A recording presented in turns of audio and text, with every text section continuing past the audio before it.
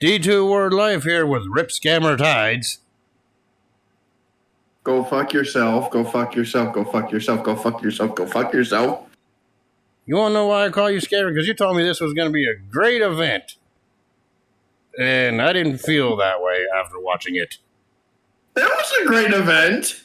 I couldn't tell whether I was watching a current day WWE pay-per-view or WCW from the 2000s. From 2000. No. You could tell. I'm just messing around here, but the pay-per-view... Don't make me make you to the fucking Starcade 2000. You can't threaten me with a good time. You probably already had one. You probably already had that planned for one of your freaking reviews you want to do. So Maybe. Either way, I knew that would probably be coming either way. So, but we're not Maybe. talking about WCW Starcade 2000 here. Instead, we were talking about Night of Champions 2025, the pay-per-view that we just seen that happened, or a premium live event. I don't care which side of the fence you're on with that. I still call it pay-per-views because you technically have to pay the subscription to Peacock just to watch it. Yes. I know, we've been through this a bunch of times, but I still feel that way. So that's why I still call them pay-per-views.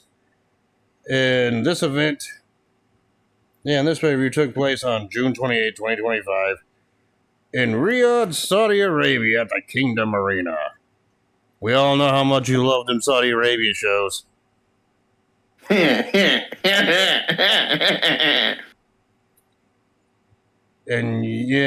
then usually I would put attendance, but they didn't say the attendance, so I'm just like, whatever.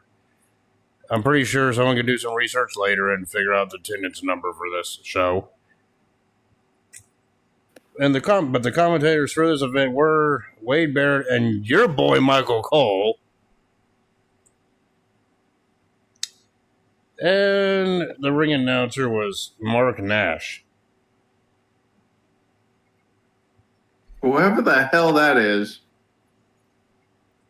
And usually the ring announcer is Alicia Taylor for these pay-per-views too, but because they're in Saudi Arabia, I think that's the reason why she wasn't the ring announcer for this show.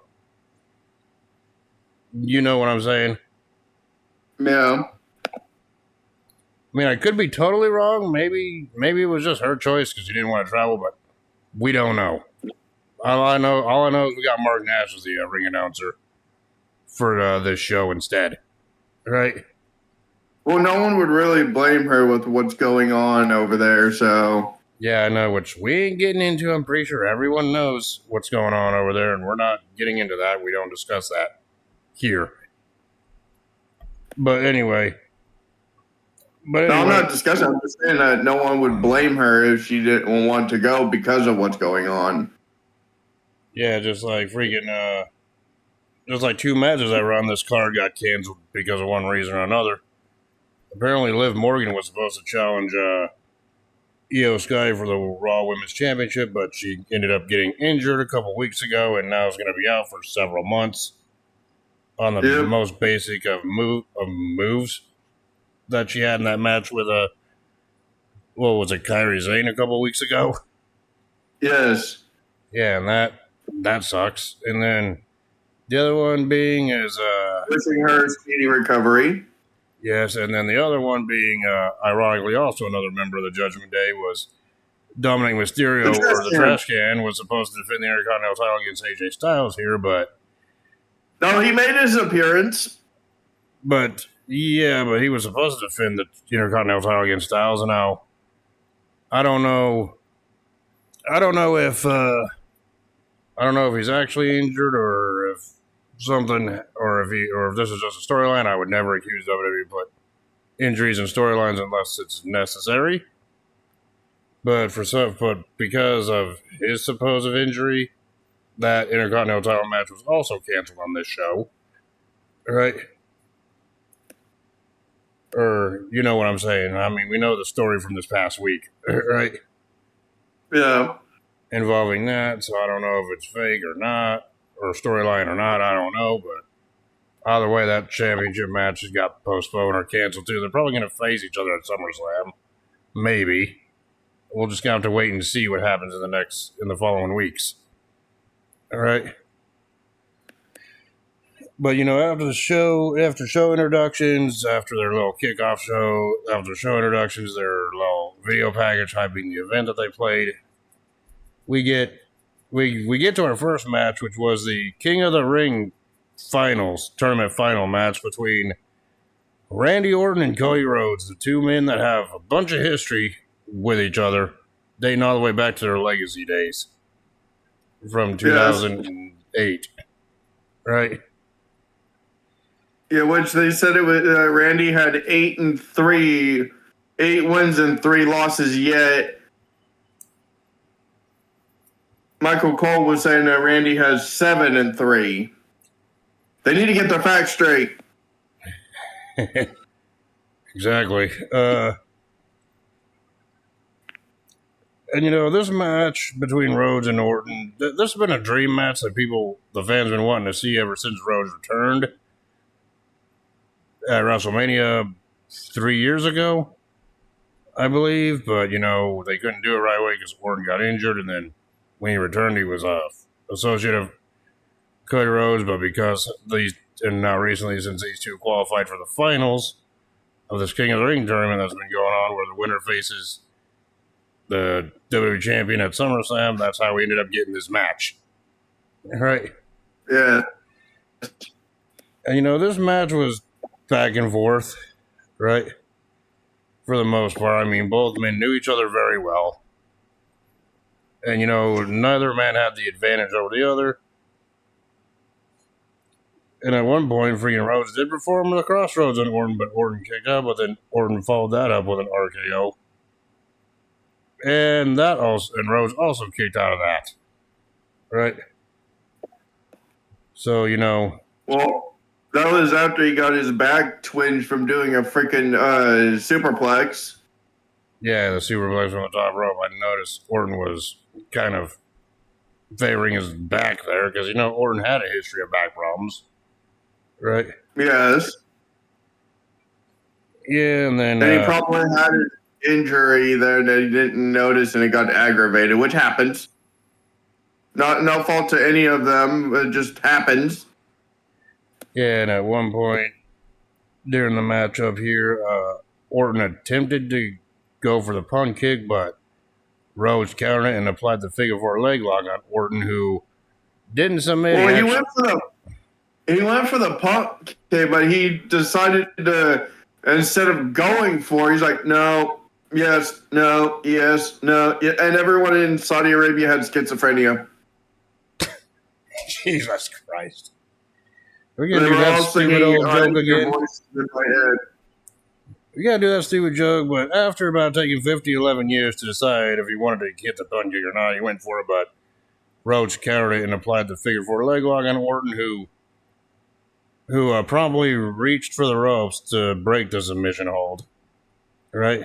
Which I think this is going to be a Randy Orton face turning back into a heel instead of a face, because he said he'd do anything to get back for the title. Yes. But when he was if he would have hit that punt, he would have won. And I think he should have won. Yeah, and then there was a great RKO out of nowhere spot when Rhodes freaking leapt off the middle rope, went for a flying nothing at Orton, but Orton countered into an RKO for another when he tried to go for the Cody cutter? Yeah, when he went for the Cody cutter. Yeah. But Orton countered that into an RKO out of nowhere for 2 counts. That was fucking hilarious. So, yeah. But either way, Rhodes kicked out of that. Then Orton was kind of frustrated at this point. He went out to grab a steel chair, but even the referee was like, you know better than this. What are you doing? Right? Yeah, which was a ruse. Orton threw the freaking chair, and it was a diversion, and then Orton went to expose the top turnbuckle. But no, Orton didn't throw the chair. The referee took the chair. Well, either way, the referee his attention was averted. So Orton exposed the top turnbuckle, exposing the steel bolt there, looking to use it as a weapon, but that proved freaking futile to him because later on, freaking Orton got shoved into the freaking exposed turnbuckle. Right? Yes, Which, and it busted up his rib.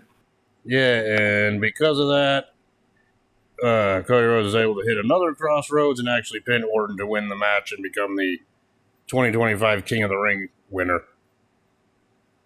It was Randy's year, but he decided not to do what he wanted to do and kick him in the head. And you know, your thoughts on the match from start to finish? It was a great match. Was it one of the better ones? Yes. I thought it was a good match. Are we expecting more bangers from Randy and Cody? Yes. Will Randy turn face or turn heel again? We'll see. Yeah, I thought it was one of their better matches that they had. It lived up to the hype that the fans wanted, but like you said, because of Randy Orton's actions in the match, specifically near the end, I think this is the start of another Randy Orton heel turn. Well, you could literally see it in his face when he was leaving. He was upset with himself. Yeah, and then after the match, freaking Cody Rhodes did his little King of the Ring winner speech. Pretty much thanking the fans, thanking his opponent Randy Orton, and pretty much saying his goal is to go after the WWE Championship and take that belt back from Cena. And the way he said it, it's like, now it's my turn to get the ball back. Making a well, he's like everyone else is holding it, and he's just speaking like fucking Rollins. Pretty much, yeah. And because of that victory, Cody Rhodes is now gonna be in the main event of SummerSlam against whoever the WWE champion is. Spoiler: we're getting a WrestleMania rematch. But we'll talk about that when we get there, right? Yeah. So we move on to the second match of the night, and it was built as a Riyadh Boulevard street fight. I don't even know why they have to add the extra stuff. It's just a street fight. It was between Raquel Rodriguez and Rhea Ripley. And this street fight was between Rhea Ripley and Raquel Rodriguez. The street fight could have literally gone out into the streets. And how come these street fights never go out on the street? They just stay confined to the ringside area. They used to when Stone Cold and everyone else was, and John Cena when he was younger. They all fucking did it. Yeah, you don't see that anymore. And these I don't know why not. Yeah, it'd be more entertaining. You know, Rhea Ripley and Raquel Rodriguez had a feud going into this one. Raquel Rodriguez cost Rhea Ripley a Queen of the Ring I can qualifier understand match. why they didn't take it to the streets in Saudi Arabia because of said stuff that's going on. They probably wouldn't even get it. They probably weren't even planning on doing that anyway. And, well, knowing Raquel and Rhea Ripley's rivalry, they could have done it.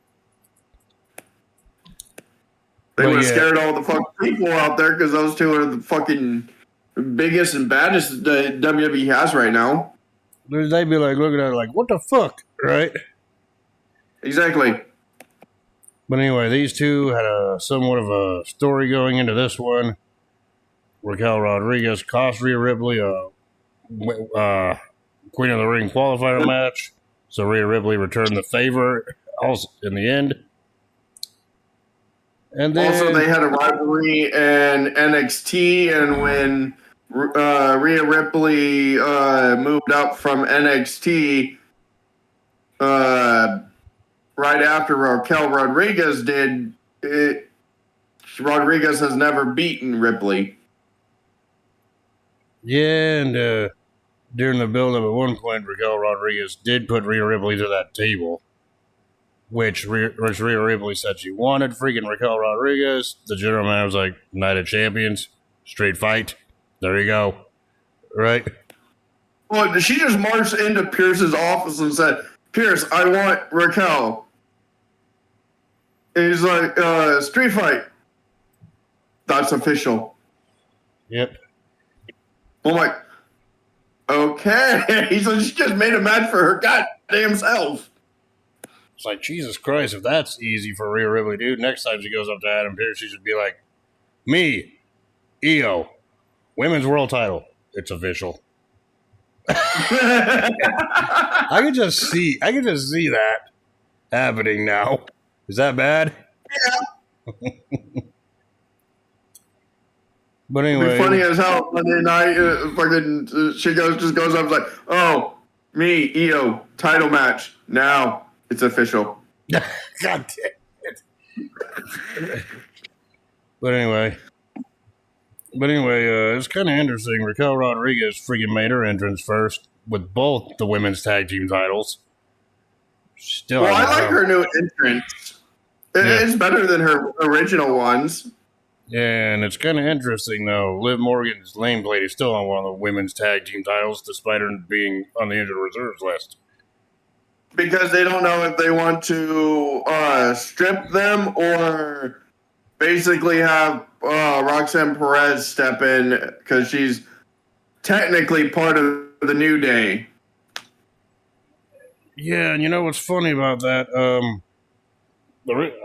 think the reason they stripped them. I think the real reason why Raquel Rodriguez and Liv Morgan haven't been stripped of the title due to Liv Morgan's injury yet is because there's really no other female tag team in that division. That's why Raquel Rodriguez has been the champion for so long, since the day after Mania.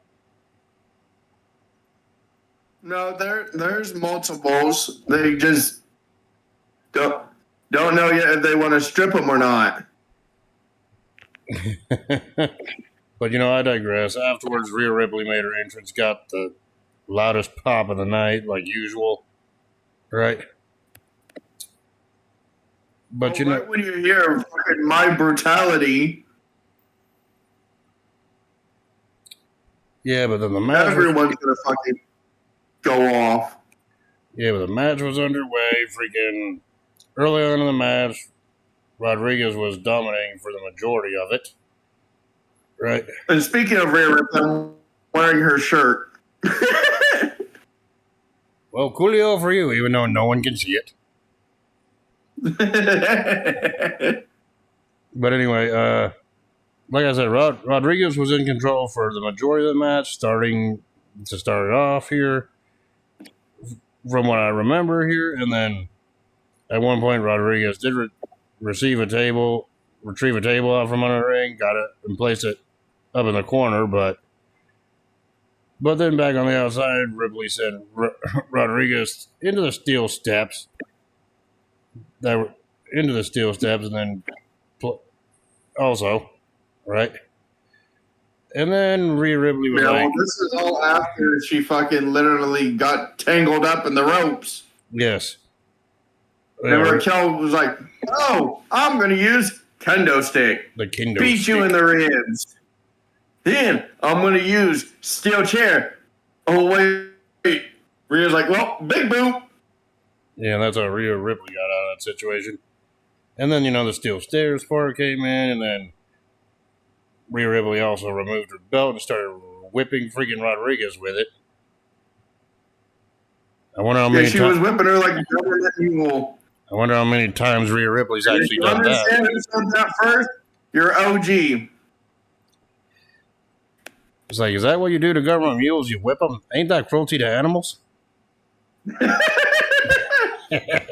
If you take the context literally, yes. Right? But if you know who said that first, OG moment. Yeah, of course I'm an OG. I think the person who first conned that on WWE television was the voice of our childhood. Yes, good old JR, Jim Ross. Yes. Oh, yeah, and I wonder if that was the first time Ripley ever ripped someone repeatedly with a belt. A studded belt. Damn. Anyway, my mind's going far in the gutter right now. So you're getting hit with spikes. Sorry, my mind is slipping in the gutter right now, so I'm going back on track right now here. Anyway, Rhea Ripley did perform the Razor's Edge on the freaking Raquel Rodriguez, and actually went for the pin, but Raquel kicked out. Right? An homage to Damian Priest and Razor Ramon or Scott Hall. Yep. Yeah, and since this was a street fight, anything goes in a street fight, so no one could be disqualified, which meant Roxanne Perez came out and attacked Ripley, only for Ripley to get the upper hand and suplex her on the outside of the ring. And suplex Perez on the Well, she outside. literally tried to freaking do a freaking DDT on the outside, and fucking Rhea Ripley's like, okay, let's see what this is. She literally fucking just kneels down and just goes, that it? Really? Just fucking tanks a DDT. Yeah. It's like, yeah, but... Unlike you in 2K.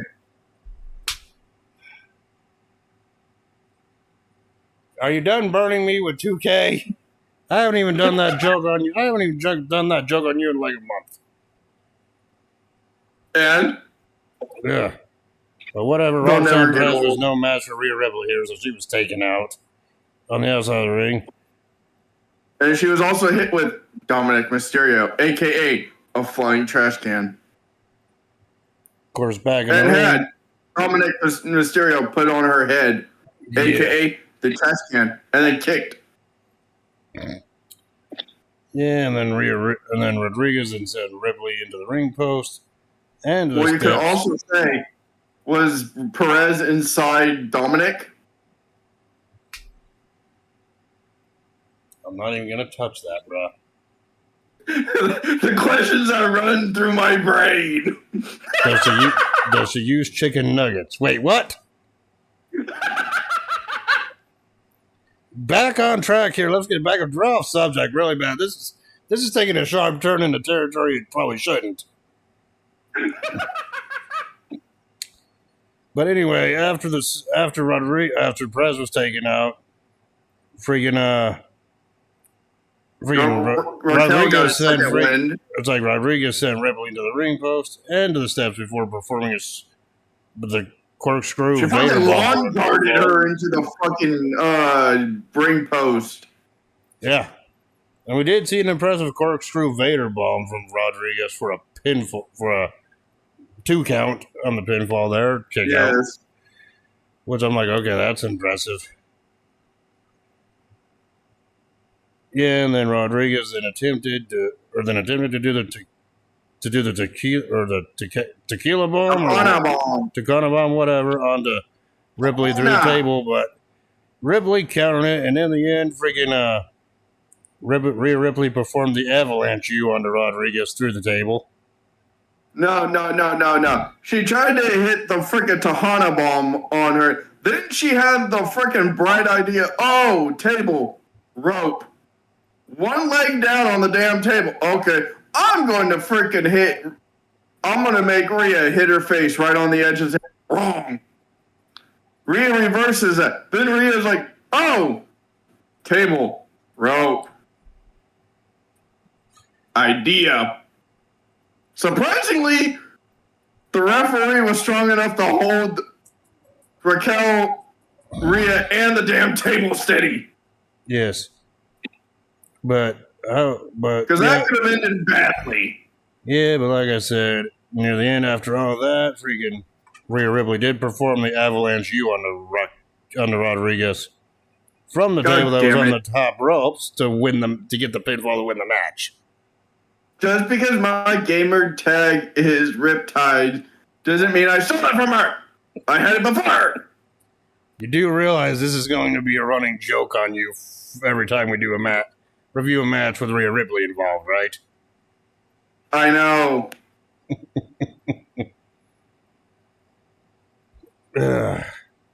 So anyway, your thoughts on this street fight with Rhea Ripley defeating Rodriguez here? Is their rivalry going to continue? Most likely. Yeah, more likely. Was this a great match? And was this one of their better matches?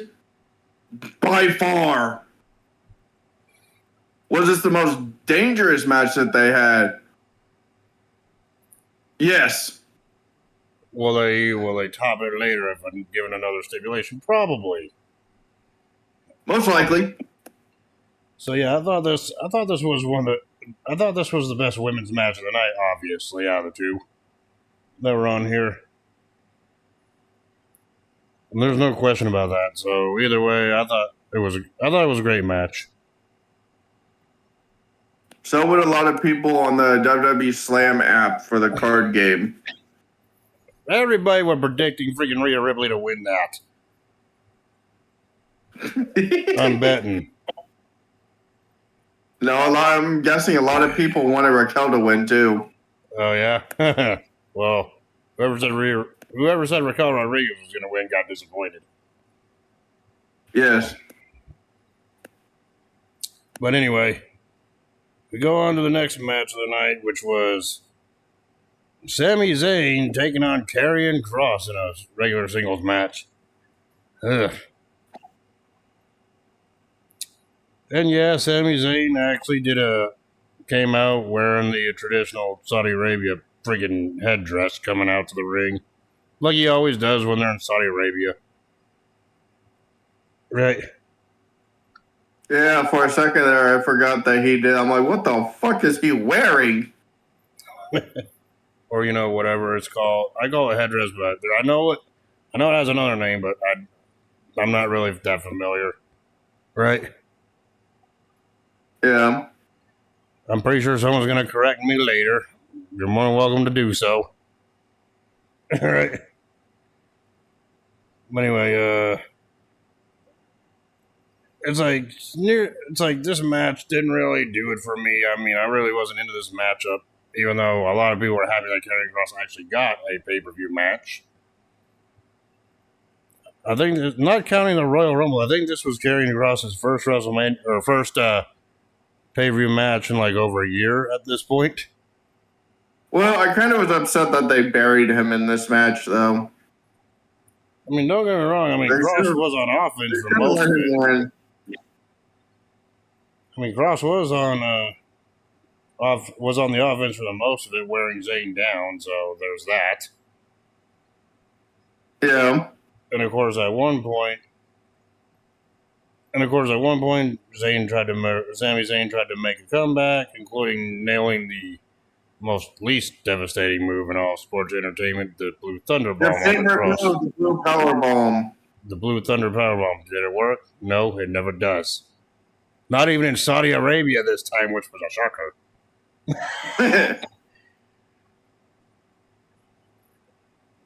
But then Kross did manage to apply the cross-jacket submission hold, which Sami eventually got out of it by making it to the ropes to force a rope break. But in the end, Sami Zayn performed the haluva kick on Kross to actually win the match. Yep. Now, your thoughts on this one? Like I said, I didn't think that it was right for them to bury him in that match. Sami didn't really need that victory. Hey man, it could have been worse. At least Sami Zayn was kind enough to actually win the match after hitting his haluva kick finisher. Can you imagine if they had Kross lose to the Blue Thunder Bomb? I'd be like, what is up with Saudi Arabia in that move? That never wins. Yeah. Right? Yeah. But imagine if that actually won the match. What would you think then? I'd be like, wow, they really did bury Kross. Yeah. Making him lose the one move that never wins nothing. Right? Yep.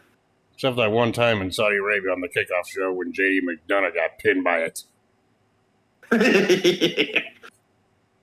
Ugh. Yes, I still remember that. I'm like, huh? Okay. And that's where the joke of, the Blue Thunder Bomb. It never works except for that one time in Saudi Arabia. That's it. That's the moment we talk about all the time. Right? Yep. This match I really wasn't into. I mean, it was good. It was good to see Karrion Kross actually getting a pay-per-view match for the first time in over a year. Correct me if I'm wrong. I think the last time we seen Karrion Kross wrestle on a pay-per-view was WrestleMania 40 last year during that 6-man no disqualification tag match. You know, the one that had Snoop Dogg on commentary? Yes. Yeah, I think it was the last time we seen Karrion Kross actually wrestle on pay-per-view. I could be wrong, though. Where's the picnic baskets at, Yogi? Yeah. Right? Yes. So anyway, we go from that match to a match that in my opinion, was slightly better, and that was the U.S. title match. Even though I gotta point this out right now, for a show called Night of Champions, don't you think it's kind of weird that only 2 championships are on the line during the show? Because remember back in the day when Night of Champions, all the titles were on the line. Now it's like, it's just only there for namesake, right? Yep. But either way, our first of 2 championship matches took place, and that was Jacob Fatu defending the United States Championship against his cousin Solo Sikoa, your boy. Nope. Yeah, and I thought this was, and after their entrances and the match officially started, I thought it was kind of an interesting back and forth. I know Solo was in control for most of it. Then Jacob made his comeback, as you know how crazy he is. Right? Yeah. And it looked like Jacob had everything under control until JC Mateo arrived with Tongaloa back for the first time since Survivor Series, coming back from injury, which, yeah, that is a good thing. At least he's not injured anymore on the injured reserve shelf. Right? Yeah, and we had the third son of Haku, Tongaloa. Yeah, we'll talk about that. Yeah, but the Tongaloa performed a neck breaker on Fatu, and at this point, the referee was like down and out, right? Yes.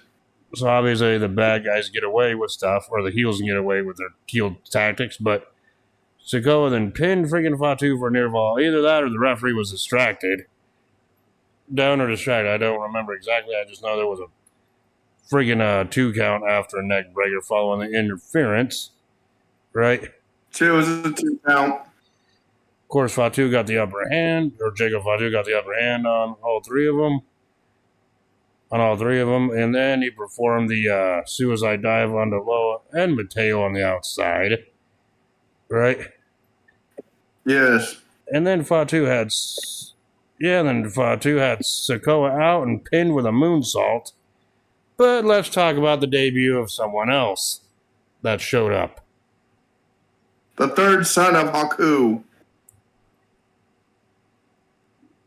This guy looked like to be. This guy, I think, it's like Higilo or Higilo or whatever. I don't know. I'm picturing Higilo. He's like, I'm like, that guy's freaking huge. I think he's like, yes, Higilo is 7 foot. I'm like, I was thinking at least 6'10" or 7 feet. All right, when I seen that guy. Foot. And I'm just like, that guy's huge. And of course, he pulled Fatu out of the ring and choke slammed him through the announce table on the outside of the ring. Right? Yeah, no, Hikuleo is 7 foot, same size as Undertaker, Kane, and Big Show. Yeah, and according to this, he's the nephew of Haku. And of course, well, it doesn't matter. And of course, no, he's the third son of, because he's the younger brother of Tama Tonga. Yeah, but either way, he's massive. All right. Yes. So yeah, he was literally saying, "Oh, you had it all."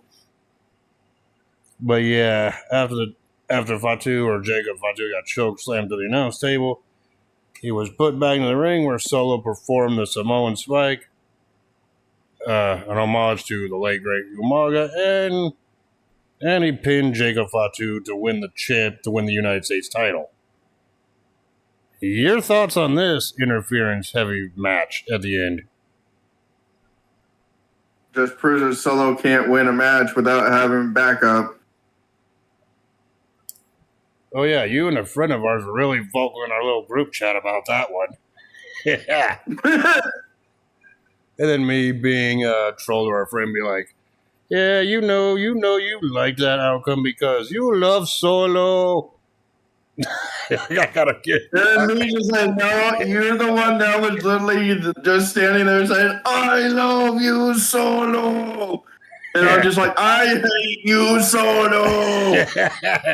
No, I don't like Solo. That's your boy. Nope. You like to say that Seth Rollins is my boy. If that's the case, then freaking Solo is yours. End of story. So, yeah, keep that in mind. Nope. Yeah. I thought the match was okay-ish, but the interference really drug it down for me. But, I get why they did it. A good match. Is Jacob Fatu going to get a run back for the title? Yes. Yeah, Is this the end of the freaking rivalry between him and Solo Sikoa's so-called bloodline? No, not by a long shot. Not by a long shot. This feud's just getting started. Now, we get another surprise debut of another son of a superstar that passed away. We will see. At this point, I wouldn't be surprised if freaking goddamn Jacob's brother Journey actually showed up to be a part of this feud. Either Journey or Zilla. I mean, or both. I wouldn't be surprised at this point. So freaking Jacob would have backup, right? Yeah. But I guess we'll just have to see and wait and see what happens in the coming weeks on this feud, right? So yeah, we get to this. If Big Jim was there, he would have helped. Yep. Okay, now moving on. That being said, we get to the semi-main of the night, which was the finals of the Queen of the Ring tournament, where we had Asuka take on Jade Cargill. All right. And this match, I mean, Jade Cargill was a powerhouse here, but Asuka was resilient and held her own against freaking Jade Cargill as well. But in the end, though, near the end of the match, freaking Asuka attempted the Empress Impact, but Jade Cargill countered it into the Jaded to win the match. Yeah, this was one of the weakest matches of the night. I'm not saying that. I mean, these two obviously have better. Nothing against Asuka and Jade. It's just that Jade, in my opinion, did not really need that. It's like, to me, it's like I don't really like talking crap about these wrestlers because wrestling is hard in general. Obviously, we obviously don't know how to do it, but these two really didn't have that good of chemistry together, in my opinion. Watching this match with each other, at least even in a short match, at least it tells a story. This didn't really, to me, this didn't feel like it had it. You know what I'm saying? Yeah. And I ain't talking shit. Obviously, both had way better matches before, including against each other in tag matches. But this singles match did not work for me. Right? But at least, whatever. The end result was Jade Cargill winning the Queen of the Ring, and she'll get a women's title match at SummerSlam. Or it's a SummerSlam. Depending on who's ever scaled champion, either if it's Tiffany Stratton or if Naomi cashes in her Money in the Bank. And what I feel like is Asuka could bounce back from this, maybe win some kind of number one contendership on Raw, and then go on to face Io Sky for the women's world title in the match that everybody wanted to see. Anyway, right? Yeah. Maybe that's the direction they're going with Asuka here. I'm not totally sure. But this match, it felt on average. It didn't really feel like a final match of a tournament or a pay-per-view worthy match. But hey, I gotta tell you what, this finals of the Queen of the Ring tournament was way better than the finals of the King of the Ring tournament 30 years ago. Am I right, Riptides? Go fuck yourself. Literally, go fuck yourself. Oh, I cracked myself up way too damn much. with this shit, Do I we need swear. to re-review that? What? I said, do we need to re-review that King of the Ring? No. It's like, hell no, I ain't watching that again ever. I don't give a fuck. You want to do a fucking re-review? You can watch it, and then you can just sit here and talk about how crap it was. Because I already know. I already It's know. in your contract to do it. I ain't torturing myself again. It's in your contract to do it. No, there's nothing in my contract that says anything about re-reviewing shit. Yes, Fuck it off. does. See, it says right at the fine line at the bottom. In very tiny small print. Okay, let me pull this up and let me put on my magnifying reading glasses. No, on my contract, on tiny writing, it says, whatever Riptidz says, he's full of shit. So sorry, I don't know what you got. That's what mine says. No. It literally says right underneath there in bold letters, if need to review certain shows to go in depth, need to watch again. I am not going in depth on that show. It's bad enough. The review I gave was bad enough as it was. Jeez. I am not going in depth because one, my brain would melt, and two, everyone watching it, or listening to the review, they'd be brainless zombies by the time we're done, feeling the way we do. Trust me, the fucking brief review I did for every match on that review, that was nice. Actually, no, that was the best I could do it. I'm not going in full depth. What would have been great is you know what would have been great if we would have never reviewed that piece of shit. That was your fault, not mine. At least we can get it out of our systems. At least it's out of here. We don't have to do it again. That was your stupidity, not mine. At least you can't use it as a threat anymore. Uh-huh. Okay, we're really way off topic at this point. We turned back into the dumpster for this. Okay, now we gotta mentally fish ourselves out of the dumpster and talk about the main event of this show now.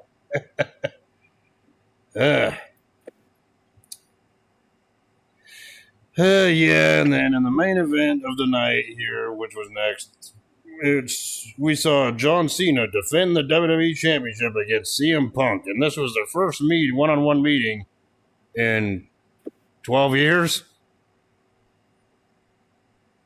Their first WWE Championship match against each other in 13. All right? Years. Yes. And their first singles match in 12 years, because they did have that one-on-one match on Raw for a number one contender spot back in 2013. That was the last time they faced each other until now, right? Yeah. Oh, and boy, if you like Finisher Fest, this match is for you. But before we even get in the depth of the match, we need to talk about the story on this one here. This one pretty much was straight up, the story for this one, John Cena ended up spoofing the pipe bomb at one point, and then CM Punk freaking did the whole John Cena basic thugonomics gimmick freaking parody. All right. Yes, the Punkonomics. Oh yeah, and I could only think back, hypothetically speaking, what would you think if CM Punk really wanted to, he could have just had someone else dress up as a rapper too coming out to the ring. Be like, yeah, this is basic Punkonomics, and here's my partner, D Squared. What would you think if that was the case? They're like, what the fuck? I would just be like, going on there, gimmick infringement! They stole my shit! No, Right? all you see is Bob Buchanan's son. It's like, here's B Squared Jr. That's fine, right? But yeah, they didn't do that, but it would have been funny if they did, right? But Yes. this match was pretty much built on the nostalgia of their rivalry years ago. And this is a dream match that people wanted to see in the current era too, because of the rivalry from 2011. I know that. right? Yes. And could this match top their Money in the Bank 2011 match? Not exactly. But yeah, if you want to finish her fast, this one's for you. I mean, Punk and Cena did not freaking, none of them had the advantage that early on. Throughout most of it's like back and forth, like I said, like we kind of They had a alluded to. bunch of feeling out, wrestling moves and shit. They were doing other wrestling moves too. Yep. Also, obviously. It wasn't just a finisher fest. And at one point, Punk throughout the match got nailed with 3 attitude adjustments or FUs for a kick out. Right. He was hit with 3. Yeah, and then Punk also freaking responded by applying freaking an STF on Cena, who reached the ropes, who got the ropes to break the hole, because, you ain't going to make John Cena, well, first of all, it's hard to make John Cena tap out. And secondly, you ain't making him tap out to his own submission hold. Right? Yeah, well, he also hit him with the GTS. Yeah, for another 2 count. This was like finisher. It was like some chain wrestling back and forth a little bit, spot for spot. Finisher, kick out from either man. Right? Yep. And of course, at one point, the referee got knocked down. Actually, no, the referee didn't. The referee got knocked down at one point. But he got shoulder tackled by Cena when he was going for his signature, and Punk dodged. Yeah, and then Cena took out the ref. Cena went. So there was another ref bump. Yeah, and then these refs are made out of glass, aren't they? When it comes to WWE referees, I think about that one character from SpongeBob. I was born with paper bones and glass, or glass bones and paper skin. You know that scene? That's what these referees are made out of. Like, Jesus Christ, when you put on a referee shirt in WWE, all your toughness just goes away into nothingness. To where just a flick would put you in a coma. Right? But at one point, Cena went to the outside with the referee out, grabbed the championship belt, the WWE title belt. It looked like he was going to nail Punk with it. And I think the referee was still up and about at this point, but Cena didn't care about getting DQ'd. But this is before the ref bump. Yeah, but then Cena had an epiphany. He's like, screw it. He put the belt down. He didn't hit him with it, which that freaking that shocked me. I thought Cena was just gonna nail Punk and get DQ'd. That would have been a lame way to finish. By the way, let's be honest here. But then he went for an FU on the freaking Punk, but Punk countered to the GCS for a near fall or a 2 count. And then it was after this that Cena accidentally knocked out the referee. Right? Yes. And then Punk then performed a GTS on the Cena and got a visual pinfall. I swear to God. You can count to 3, 33, or sometime you can count to 50, 11, or hell, you can count until tomorrow, but there was no referee. Yes, and that's when all you hear is, your boy, burn it down. Oh, shit. And, of course, that's when Seth Rollins freaking arrived with Paul Heyman, Braun Breaker, and Bronson Reed. His little posse group. Right? Yeah. And then Rollins freaking motioned for Breaker and Reed to take out Punk, which Punk was on the offense against Breaker and Reed for the most part here. But when Punk jumped to the outside, did it look like they didn't freaking grab a hold of Punk all that well? Because it looked like Punk overshot Bronson Reed and landed straight on his back on the outside. A little bit, yeah. I mean, he got Breaker, but Bronson Reed didn't really do a good job catching him. Right? Yeah. And of course, Reed freaking powerbombed freaking Punk through a table, which I don't remember if the table broke or not. Probably did, but Punk was laid out on the outside. Right? Yeah.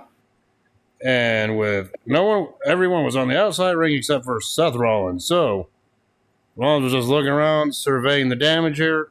Then he just motioned, and then referee Charles Robinson came out, and everyone's like, "Oh, running crap. down like his life depended on it. He's running down the rim, kind of like what he did at WrestleMania's 24's main event, just not a long sprint like it was." But then out of nowhere, Cena just came and passed that referee out too. And then Cena He fucking shoulder checked his ass. Yeah, soul tackled his ass all the way down. And then freaking Cena got in the ring, got in Rollins' face, and those two just started yelling at each other. Right? Which essentially what we do on this review. Exactly.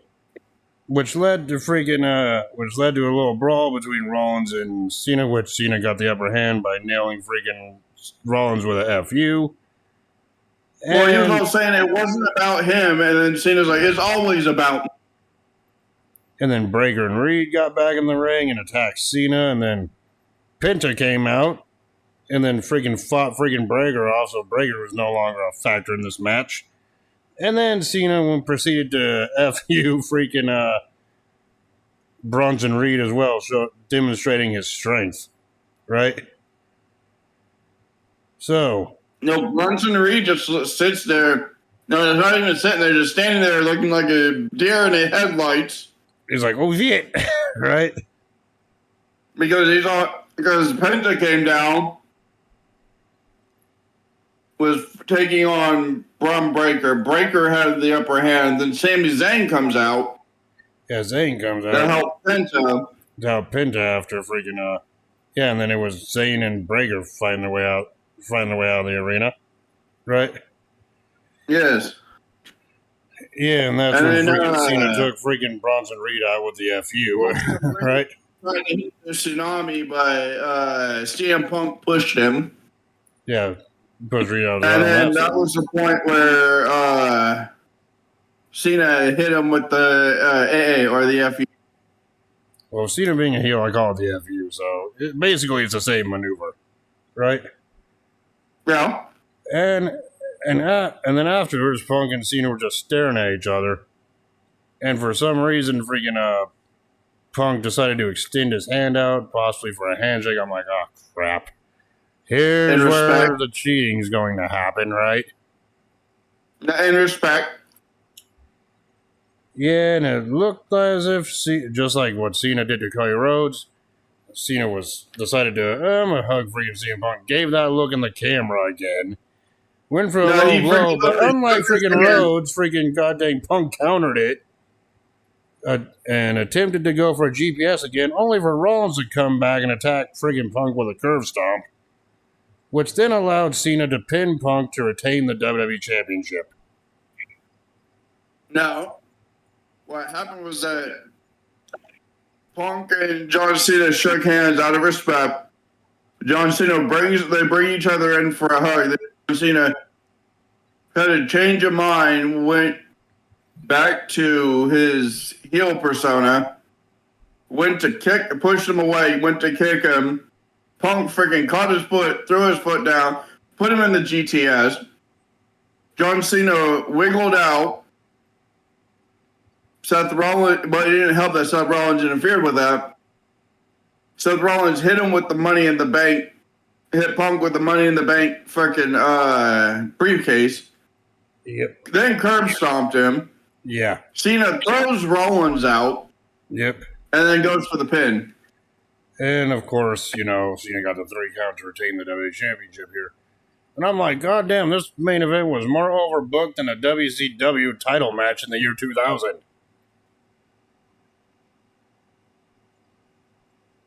Yeah, that's your opinion. But anyway, your thoughts on this one?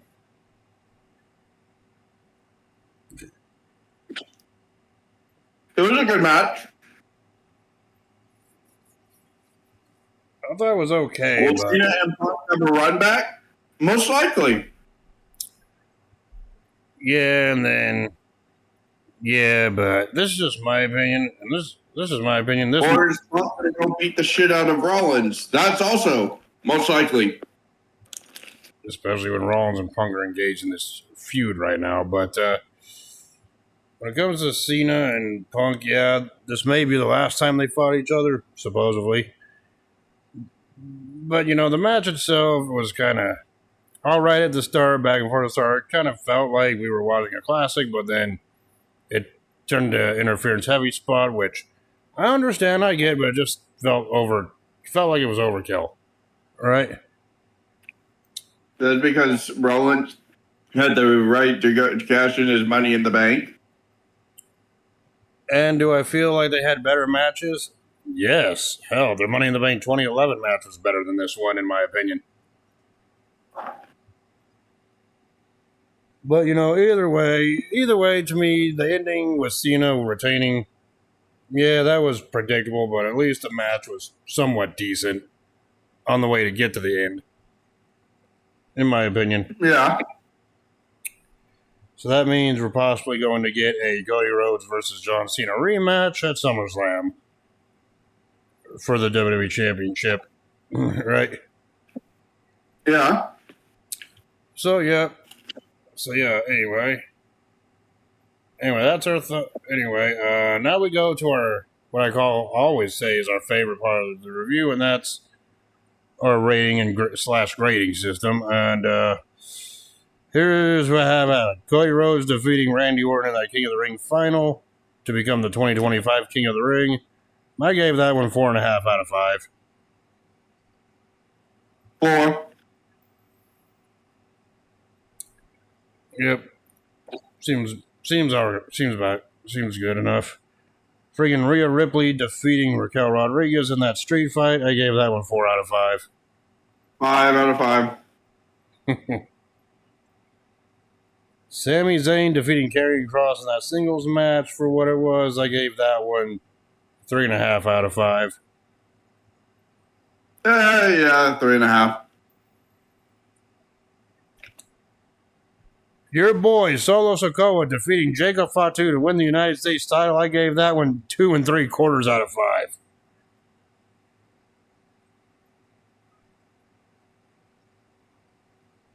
Two and a half. That's only because of all the interference. Okay, Jade Cargill defeating Asuka to win to become the 2025 Queen of the Ring. Even though I said I really wasn't into it, at least I had one thing going for it. It wasn't interference heavy, so that gives a point. So I gave that one 3 3/4 out of 5. I gave it a 4. It was decently entertaining. Yep. And of course, the main event, even though it was interference heavy with John Cena defeating CM Punk to retain the WWE Championship, I gave that one a solid 4 out of 5. 5 out of 5. It would have gotten 5 out of 5 if it wasn't for all the interference in the match. All right. So yeah, my final grade, my personal final grade for Night of Champions 2025 is a solid B. Of course you would give it an A. So yeah. Anyway, that's our thoughts on Night of Champions 2025. So, I know last time we did this, I kind of alluded to what our next classic pay-per-view review will be. And I said it was going to be our first ever TNA pay-per-view that we're going to be doing. So yeah, I'm just gonna go ahead and sum up our next classic pay-per-view review with this date. 10. 10. 10. 10. 10. And if you don't know what that really means, I'll just go ahead and let you know. Our next classic pay-per-view review will be TNA Bound for Glory 2010. With the main, I called it. And the main event for that show was the Kurt Angle versus Mr. Anderson versus Jeff Hardy in that triple threat for the vacant TNA Championship. And of course, we had the Monsters Ball match with Abyss and Rob Van Dam from that show as well. With Janice. Yeah, with Janice, your favorite weapon.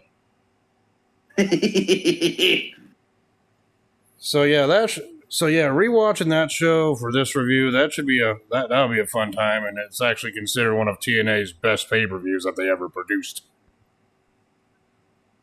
And that's saying a lot. And we'll just see if it still holds up 15 years later. So until then, we will talk to y'all later. Peace. Deuces.